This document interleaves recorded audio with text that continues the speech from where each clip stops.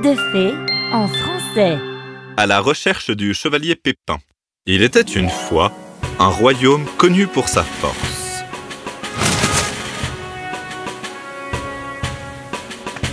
Lève-toi et brille, princesse. Mais à l'intérieur du palais vivaient les plus forts et les plus braves d'entre eux.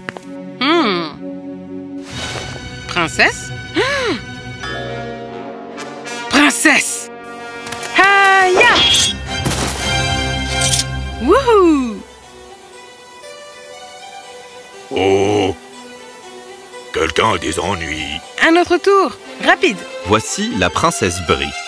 Dès son plus jeune âge, la force et la bravoure l'avaient toujours captivée. Et au fur et à mesure qu'elle grandissait, elle s'entraînait avec chaque soldat présent, même le chef de guerre. Ouf! S'il y a une guerre, j'aurais pitié de l'ennemi. Princesse! Oh mon Dieu! Salut Lucie! Ne me hais pas! Vous n'étiez pas dans votre chambre. J'étais inquiète. Et de quoi? Regarde ses muscles.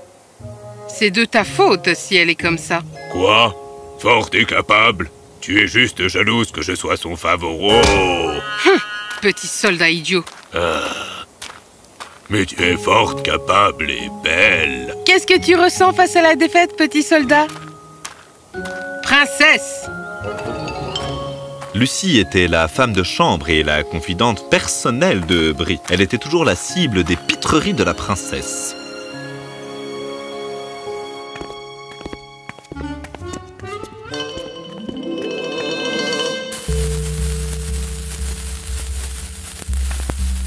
Vous n'avez pas encore pris votre petit déjeuner. Qu'est-ce que je vais faire de... Votre Altesse? Princesse, qu'est-ce que vous... C'est la boule de cristal de mon père? Eh, vous l'avez déjà vue. Eh bien, je ne l'ai jamais utilisée auparavant. La boule de cristal était un cadeau offert au roi par un grand magicien appelé Merlin. Quand on regardait à l'intérieur, on voyait toute la vérité. Que dois-je lui demander? Qu'en est-il de votre futur amour? Ouh! Penses-tu vraiment que cela me montrera mon homme? Eh bien, s'il vous montre une chèvre, nous aurons un problème. Brie demanda à la boule magique de lui montrer celui qu'elle aimerait et épouserait. La magie à l'intérieur tourbillonnait jusqu'à ce qu'une forme commence à apparaître, révélant l'image de... Un chevalier? Là! Ouh! Il est fringant! Le chevalier était en effet un bel homme, et Brie ne pouvait pas le quitter des yeux. Ouh! Hein? Que se passe-t-il? Elle regardait avec désespoir l'image s'éteindre et disparaître brusquement. Hé! Que s'est-il passé? Je ne sais pas. Et si... C'était de mauvais augure? Princesse, calmez-vous. Allons voir Merlin. Elles se rendirent chez Merlin.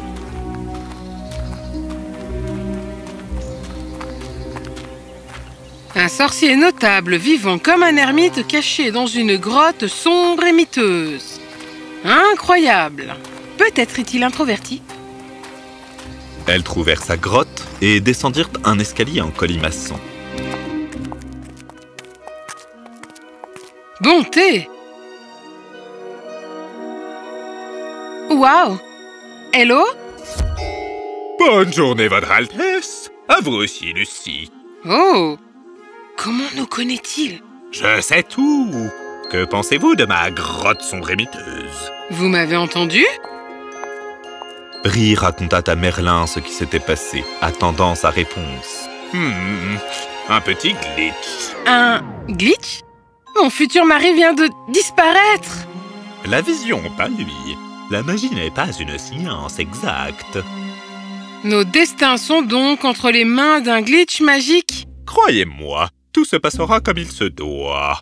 Maintenant, si vous voulez bien m'excuser, j'ai des choses à faire. Brie et Lucie partirent avec appréhension. Eh bien, le sorcier dit de ne pas s'inquiéter. Non, je ne peux pas attendre. J'ai besoin de le trouver. Comment? Nous ne connaissons même pas son nom. Je vais élaborer un plan. Brie décida de se déguiser et de partir à la recherche de son beau chevalier. Je serai chevalier et toi, mon écuyère. S'il se passe quelque chose, dites bien au roi que c'était votre idée. À la tombée de la nuit, Lucie et Brie se déguisèrent parfaitement. C'est une belle épée. Mon père l'avait cachée dans une pièce spéciale. Quoi? Que dira-t-il quand il la trouvera à mon compte? Ne t'inquiète pas, il ne l'utilise jamais. Or, l'épée était magique. Elle permettait à son porteur d'être invincible. Elle avait été volée et offerte au père de Brie. Brie, cependant, n'en savait rien. Alors, quel est le plan? Oh, leader intrépide. Nous sommes à la recherche de mon chevalier fringant. Je le reconnaîtrai quand je le verrai. Ça semble prometteur. Crois-moi, nous le retrouverons en un rien de temps. Elles errèrent à travers les terres et les rivières, mais malgré tous ses efforts, Brie ne put le trouver.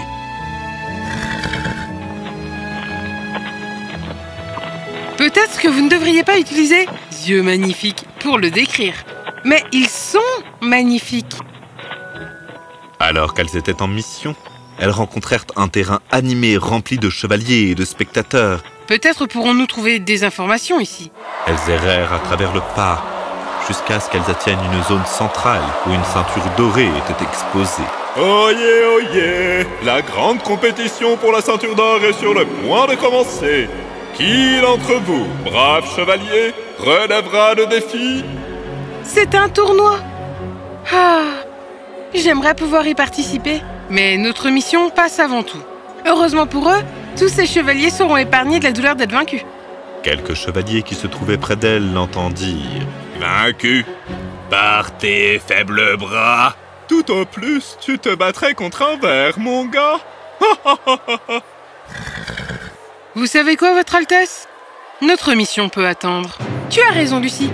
Je vais leur montrer une chose ou deux. Lorsqu'elle mit le pied sur le terrain, ses concurrents se rapprochèrent.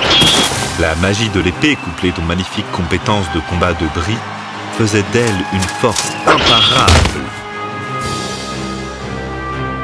Finalement, elle les a tous vaincus. N'y a-t-il plus personne pour me défier? Alors à moi la ceinture. Halte! Hein? Qui? Un... Espèce de voleur! Brie se retourna et vit un chevalier minable se jeter sur elle. Ah. Ils s'entrechoquèrent à coups d'épée, leurs forces s'accordant. Oh! Oh non! Arrêtez! Mais aucun d'eux ne s'arrêta. Vous, mon épée! Vous m'avez appelé voleur. Lucie regarda le chevalier, désespéré. Il réussit à briser son casque.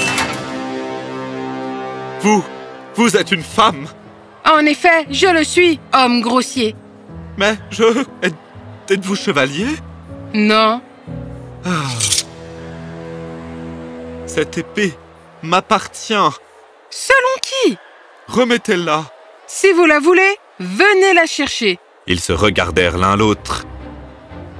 Je ne peux pas vous défier si vous n'êtes pas un chevalier. Bien, gardez l'épée. Mais je reviendrai. J'ai une mission à accomplir en premier. Oh! Vous êtes sûr que vous ne vous enfuyez pas? Votre Altesse! Le mystérieux chevalier se détourna et partit. Vous allez bien? Oui, drôle de type. Un chevalier renégat, vous voulez dire? Nous n'avons même pas eu son nom. Ouais, comme... c'est dommage. Brie et Lucie poursuivirent leur mission. Pendant le voyage, Brie se sentait en conflit.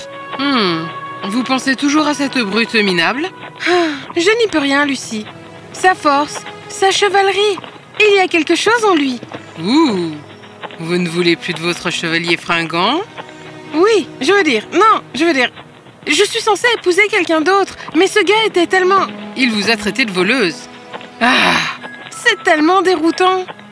Soudain, elles aperçurent Merlin qui marchait vers eux. Merlin! Votre Altesse, qu'est-ce que vous faites ici? Je pensais que vous étiez omniscient. Elles lui parlèrent de leur mission. Vous devez m'aider à le retrouver. Heureusement pour vous, j'ai quelque chose. J'espère que ce n'est pas un glitch. Merlin sortit une petite pierre. Chantant doucement, il agita sa main dessus. C'est lui! Il s'agit d'Artégal, un chevalier connu pour son courage et sa force. Il semble qu'il ait été capturé par la méchante reine Rosa. Quoi? La reine Rosa est connue pour sa cruauté. Je vais le sauver, princesse. Je ne peux pas rester indifférente. S'il te plaît, Lucie. D'accord. Cette épée est une épée de magie puissante. Ignorant leur surprise, Merlin l'examina de plus près. Je peux sentir que l'épée aspire à être avec son véritable propriétaire, celui pour lequel elle a été forgée. Toutes ces discussions m'ont fatigué. Un de ces quatre. Et avant qu'aucune d'elles n'ait pu dire un mot de plus, il disparut. Je ne sais pas si je l'aime ou pas. Allons-y. Elles voyagèrent sans arrêt et tombèrent bientôt sur le royaume de la reine Rosa. Tout avait l'air délabré. Ici. Le palais, grand, inquiétant, était lourdement gardé.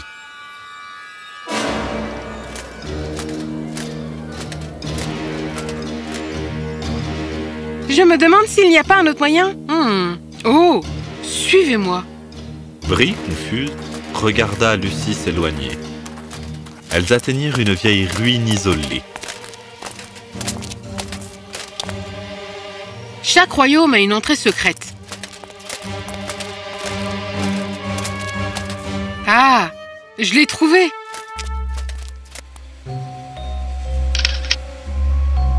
Immédiatement, la statue s'écarta. Tu es un génie. Elles descendirent les escaliers dans un tunnel sombre. Il les conduisit directement au jardin privé de la reine. Elles se faufilèrent partout, essayant de trouver Artégal. Oh!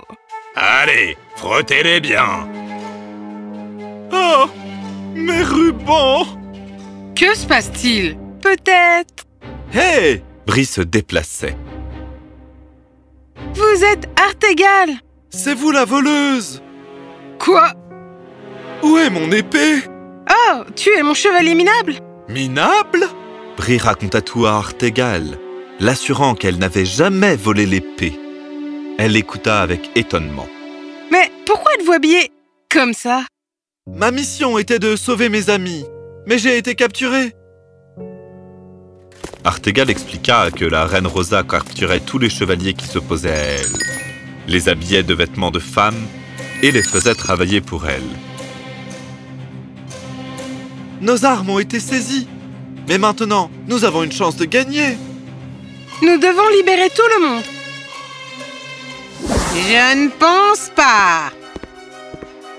À la grande horreur de tous, la reine Rosa apparut, furieuse. Comment oses-tu infiltrer mon royaume?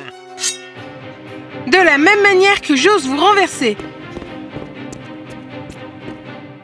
Une bataille acharnée s'engagea.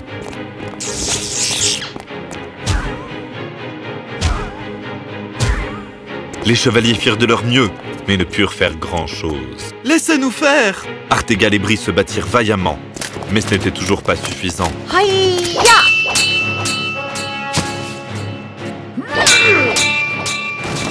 Vous pensiez vraiment que vous pouviez gagner? Ha! Artégal! Ouh! Brie!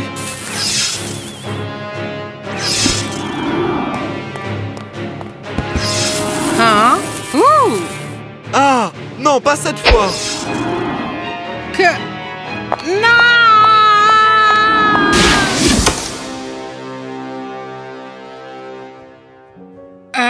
Une serpillière? Ça lui va bien! Nous sommes libres! Les chevaliers se réjouirent et à la nouvelle de la défaite de la reine, le royaume célébra. Votre Altesse, j'ai besoin de beaucoup de vacances après cela. Vous savez, la magie de cette boule de cristal a peut-être été défectueuse, mais je pense qu'elle disait la vérité. Cela ne vous dérange pas que votre future femme soit une voleuse? Si ça ne vous dérange pas que votre futur mari soit un chevalier minable.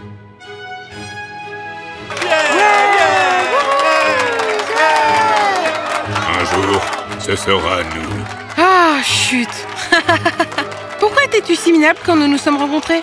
Ma réputation a attiré des adversaires de partout qui m'ont défié tout le temps, mais sans mon épée. D'accord, d'accord. Le parcours de Brie lui avait appris la valeur de la résilience et du caractère intérieur. Les jugements extérieurs conduisent souvent à des malentendus. Cependant, lorsque vous prenez le temps d'observer et de laisser les choses se dérouler, vous pouvez vraiment voir les qualités les plus fringantes d'une personne.